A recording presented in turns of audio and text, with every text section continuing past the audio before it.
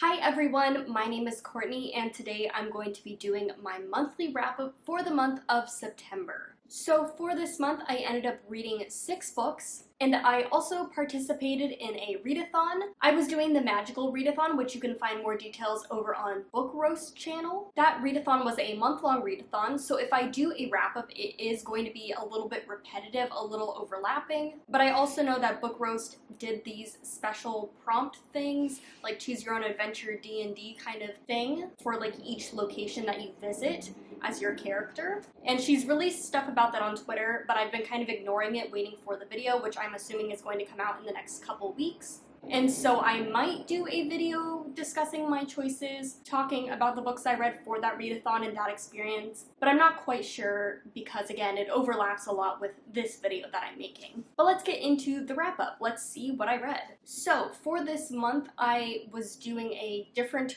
reading vlog thing just for my own channel, which is to read a single author. I've done 2 of these videos before, one on Karen Russell and then one on Ted Chiang, and now I'm exploring Octavia Butler. Octavia Butler has a lot more books than the other 2 authors, so I wasn't able to read her entire backlist or catalog, but I picked out 3 of her books and read them. And so I read Parable of the Sower, Kindred, and then Dawn, and these also overlapped with the challenges that I was doing for the readathon again. So I did this for read a book that is on the top of your TBR, I believe, and then I read Kindred for a standalone. Unfortunately, Dawn doesn't quite fit any of the prompts, so that's okay. I just read it anyway because I'm doing that vlog. I don't want to talk too much about these individual books because, again, I have a vlog coming. It'll be up in the next couple weeks discussing reading Octavia Butler, her work, all that kind of stuff. But I will let you know that it went very successful. I really enjoyed all 3 of these reads.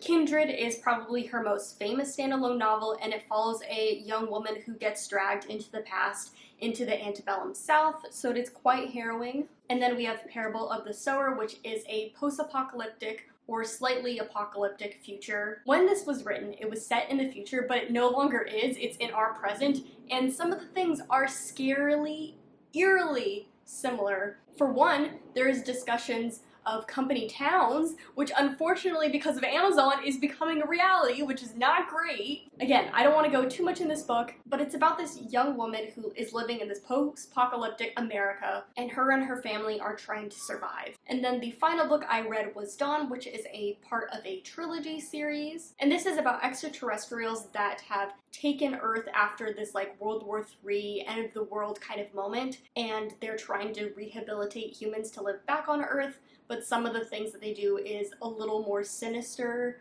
All 3 of these books are just really, really compelling, fast-paced, interesting, and Octavia Butler's work has so far stood the test of time. I think these books really stand out. They really work in a 2020 lens. But again, I don't want to get too much into it because I have a whole vlog discussing all my feelings individually about these books. But yes, all 3 of these were 4 stars, maybe 4.5 stars, really enjoyable. The next book I have on here is Redemptor by Jordan E. Fuego. This was the challenge of to read a book with a map in it, which this book does have a map. And Redemptor is the sequel in the Raybearer duology. It's a sequel to the book Raybearer, which I read last year and really, really loved. Raybearer is a young adult fantasy series following a young woman named Terry Sy, and she's tasked by this mysterious figure called the Lady to kind of infiltrate the Crown Prince's circle and kill him, but everything kind of devolves from there. It sounds very tropey, but it definitely isn't. It plays so much with YA tropes in such a beautiful, wonderful way. This second book is still following Terry Sy's story. Both of these books are definitely very character-driven, very focused on Terry Sy and her character arc, which I really, really enjoyed. I will say that I didn't love this second book as much as the first one. This second book, because it's so focused on Terry Sy's story, we kind of lose some of the side characters.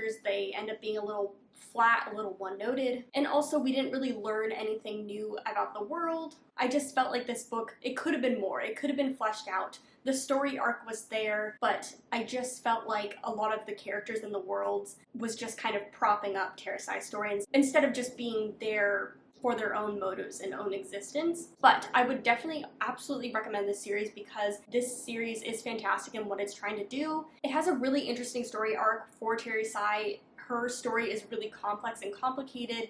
She is a morally flawed character, but it's really interesting how the tropes play into that. I just really love her story and her arc, and I really recommend this series for people who want a little bit of a fresh take on YA, for people who want to see a little bit more character development. But yes, this was a stunning finale to a series. Maybe not my favorite book in the series, but really good still. And then the next book I have on here is Legend Born by Tracy Deonn. And I used this book to fill the prompt of read a book set at a school. This is, in my opinion, another character-driven fantasy. It's a pretty chunky YA book. A lot happens, there's a lot of plot, but it is really focused on like this internal struggle of the main character. And I would say that was my favorite part of the story, is just Bree and her character arc. She's going through a lot. She has a lot of grief. She's trying to reconnect with her ancestors and with her mother, particularly, who has passed away. And she gets to be really complex. She gets to make the wrong decisions. She gets to have this grief, and the grief is shown in so many different emotions and ways, which I just really appreciated. I loved her and like how her magic worked, and I loved like the world overall and how the magic system kind of fed into this idea of systems of oppression, basically. I thought that was really, really well crafted, and it just like worked really, really well. But I will say that some of the magic moments themselves, like, I need a little bit more explaining, a little more fleshing out, because I'm not really sure how powers manifest in some ways. But I didn't really explain this book, so let me do that really quickly. This book is basically kind of a King Arthur retelling. The magic system is inspired by King Arthur.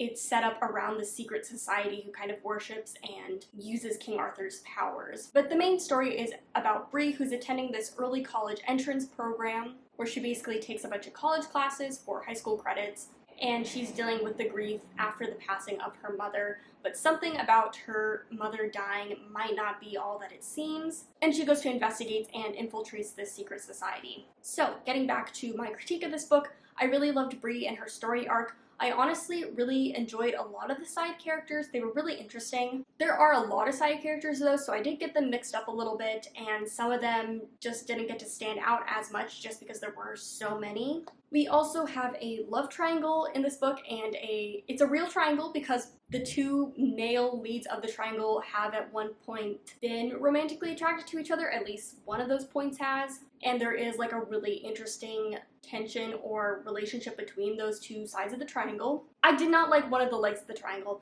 and I think he's going to end up being the one that Bree picks at the end, which is frustrating. Whatever. I will say, the other two sides of the triangle, Bree and her first love interest, I really, really enjoyed them. I like their chemistry. I like them individually as characters. I like their motivations. I think they work really well together. But I will say that this story and the romance happened just like too quickly for my personal taste.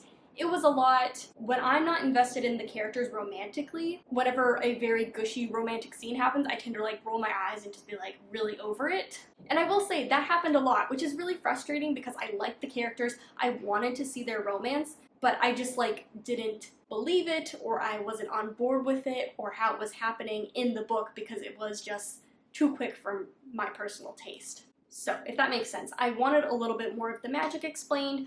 I wanted the side characters to kind of stand on their own and stand out more, and I wanted the romance to be slowed down a lot more and to get it developed more for me to feel invested. But overall, Bree, her story, her character arc, all of that grief and trauma that she goes through is like fantastic and so well done. So I ended up giving this like a 3.75 stars.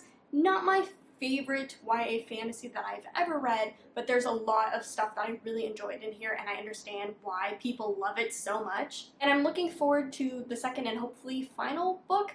I really hope it's just 2 books, to be honest. I really hope that we get more of the world, because that is like one of the most fascinating parts to me, is the world and how the systems of oppression kind of build into the magic systems of this world.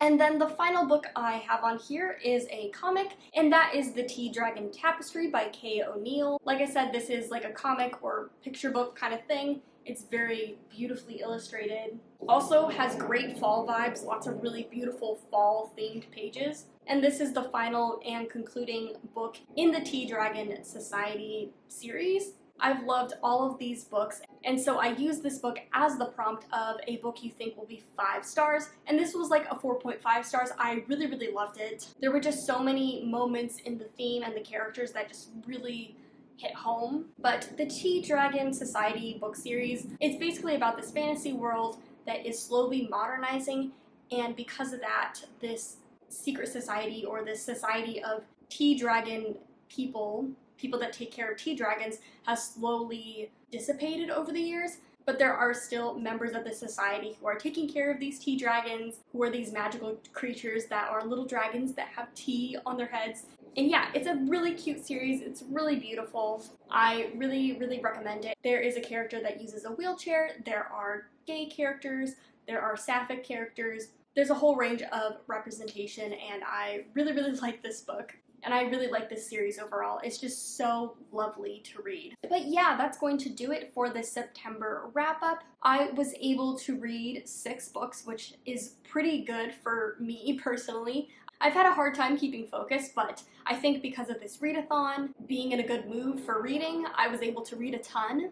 And I was able to finish 5 prompts for the magical readathon. You only had to finish 2 to move on to the next area. I wasn't able to finish all 7, but 5 is a pretty good number. I think that's good. I was going to attempt today and tomorrow to read The Marrow Thieves for one of the prompts as well. Honestly, I'm filming this on the 29th, so it probably won't get done. But there's always a chance, so if you see it in the October wrap-up, I will talk about it there. But yeah, I would say overall this was a really good month of reading. I read a lot of books, a lot of chunky books, and a lot of books that did just like really, really good work. Lots of 3s and 4s. I enjoyed everything that I read this month, which is always really, really wonderful. But yes, thank you so much for watching, especially if you stayed until the end. I would love to know how your reading this month went. I'll see you guys later, and happy reading.